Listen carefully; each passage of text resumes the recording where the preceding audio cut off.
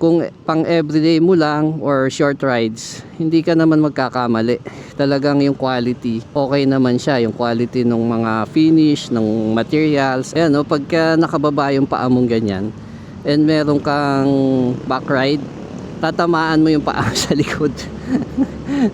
Kung alam mong alanganin, huwag ka na magdalawang isip. Don't do it. It's not worth it naman. Ano, ilang segundo lang yan. Wala namang mawawala sa yung magbigay ka. We're heading home na from the condo somewhere dito sa Quezon City. And back ride ko si Vinny. Ako naman yung magta-try. So, hello. First impression, yung power niya is okay naman kahit dalawa kayo. Suspension is good kasi hindi naman siya hindi siya matigas masyado. So, sakto naman siya. Especially sa mga ganito, yan. Yung brake niya is okay din. Hindi naman siya masyadong how do you say it? Masyadong kumakagat bigla. Tamang press lang. Okay naman siya. So, saktong-sakto lang for everyday ride. Especially, syempre, Vespa, hindi naman to build for for this Primavera. I don't know kung kinakargahan ng iba. Pero, this one naman, as stock and standard, kung pang everyday mo lang or short rides, hindi ka naman magkakamali.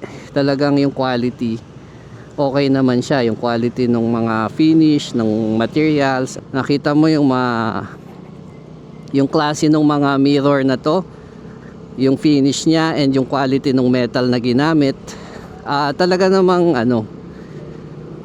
compared dun sa mga ibang motorcycle, eto talagang maganda siya. Quality talaga yung pagkagawa sa kanya. And then yun yung mga upuan niya, and then yung gauge at saka yung mga LEDs niya, ang ganda talagang pati yung mga switches niya pinag-isipan, at saka mukhang mahal talaga. Yung feel pa lang kasi ng premium feel, alam mo na compared dun sa mas inferior quality. Yung mga bagong LEDs nito, maganda siya, maliwanag.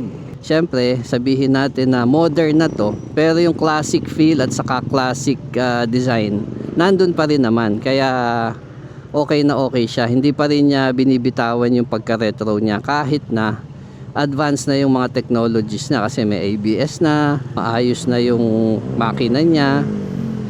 Yung horn niya, parang horn ng horn ng pandesal. Yung busina niya sakto lang. Typical na maririnig ka lang, pero it's not something na magugulat ka or what. Parang it's just really to warn you. Yung spatial legs is okay naman kasi we're both, si Vinny is 5'8", ako 5'7". Sakto lang naman. Seat height is a little bit na naka-tiptoe, but manageable naman. Yun, kung may female rider, baka kailangan bumili ng aftermarket na mas manipis na upuan.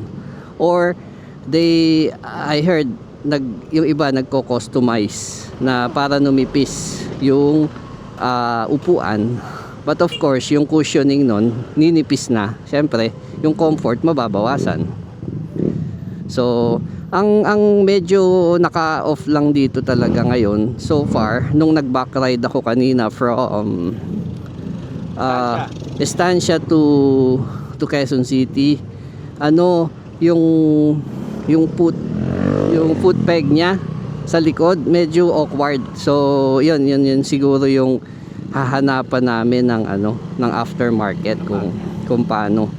Acceleration is okay naman, hindi naman siya pangarera. Alam mo na, it's not built naman to run fast or what.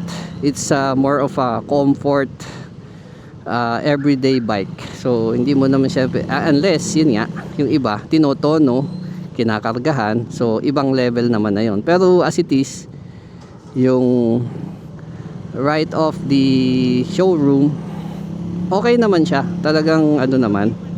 At saka ramdam mo na mukhang reliable talaga siya. Walang masyadong vibration, hindi siya masyadong mabibrate. And yung feel niya, yun yung binabayaran siguro dito kasi yung premium feel yun. For purchasing this motorcycle, ang inuna namin is siyempre, ang lagi naming sinasabi, safety is paramount eh. So we tried na to get the best, or hindi naman yung saktong mga gears lang na talagang medyo quality talaga, kasi aanuhin mo yung magandang bike kung unahin mo muna yung safety mo bago yung magandang bike or bago ka bumili ng bike, kasi mas importante yun. Hindi mo mapapalitan yung katawan mo, yung bike anytime, you can always buy naman eh. So yan ang initial, yan ang mga initial impression. Nag-aaral pa kaming medyo mag-filter eh, kasi lalo na kung mainit, kailangan pala talaga medyo sisingit ka ng konti. Buti ngayon medyo cloudy. Anong oras na ba? 3 o'clock, 3 to 4, medyo maayos naman yung ito. It's a Friday, so given medyo traffic.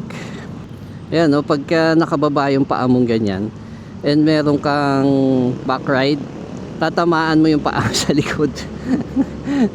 So yun yung isa naming gagawaan ng or hahanapan namin ng solution para komportable din yung back ride, kasi nahihirapan siyang itapak yung paa sa likod. Hindi siya designed na, lalo na kung medyo malaki paa mo, hindi siya komportable. Ayan nakabukaka. So dapat medyo sakto yung medyo sakto yung paa mo kahit paano para comfortable. Tips sa newbie riders. Tips sa newbie? Oh. Well, yung mga tips sa newbie rider, Congrats muna, nakapagpili na sila. yeah, oo. Of course, kay Sir Ben from Vespa Green Hills, mabait siya, maayos siyang kausap. And then tips number 1, huwag kayong magpabilis kagad. That's the number 1 tip. Hindi kailangan na mabilis. Importante makarating ka ng maayos, makapag-navigate ka ng maayos, at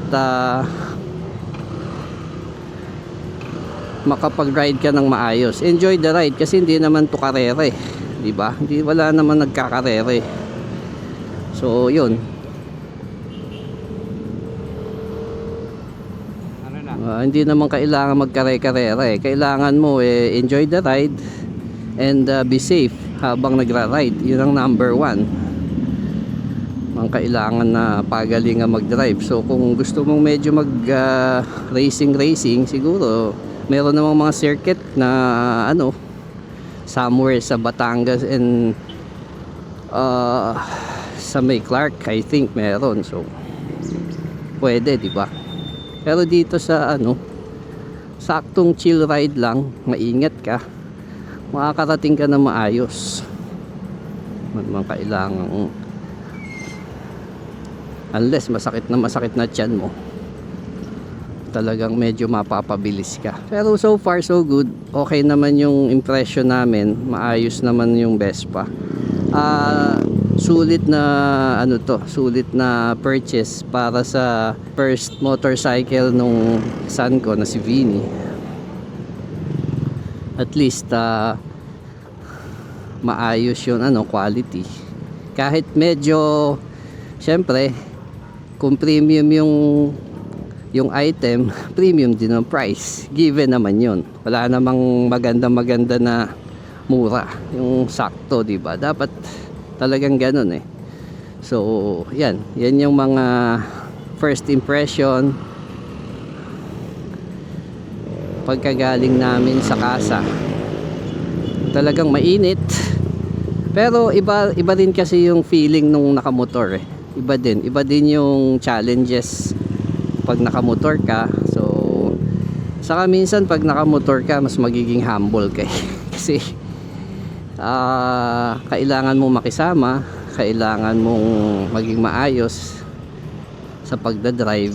Unlike syempre dun sa mga naka SUV ka, nandun lahat ang comfort, nandun lahat yung malaki yung sasakyan mo, wala kang pakialam sa masyado sa paligid mo. Dito you really need to use all your senses yung hanggat maaari, kasi medyo kailangan listo ka, medyo alert ka, at ano ka, saka medyo defensive ka dapat kasi nga unang-una maliit ka. So dapat bawasan mo ng konti yung tapang mo dahil kailangan ikaw ang iiwas, wag ikaw iiwasan. Kaya. So yan ang yan. From yan ang mga basic lang naman. So siguro initially dito lang muna kami sa mga side streets. Hindi ko muna papayagan si Vinny mag long ride muna. Kailangan makuha muna niya yung proper technique on how to accelerate and decelerate, and then yung tamang pag-overtake, tamang defensive driving kasi nga motorsiklo ka. Pagka motorcycle ka medyo lahat ng elements pati weather, all the big automobiles or ano na nasa paligid mo, kailangan mo talaga maging alert ka. So yun. So siguro next nito kung may babaguhin siya, I think ang initial yung foot peg at saka yung horn, yun lang muna yung gusto.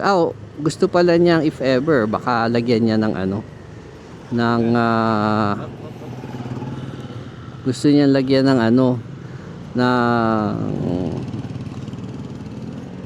ng rear, yung sa lalagyan ng sa likod. Anong tawag doon, Vinny? Ano? Yun sa likod kay what's Parang drop box. top box?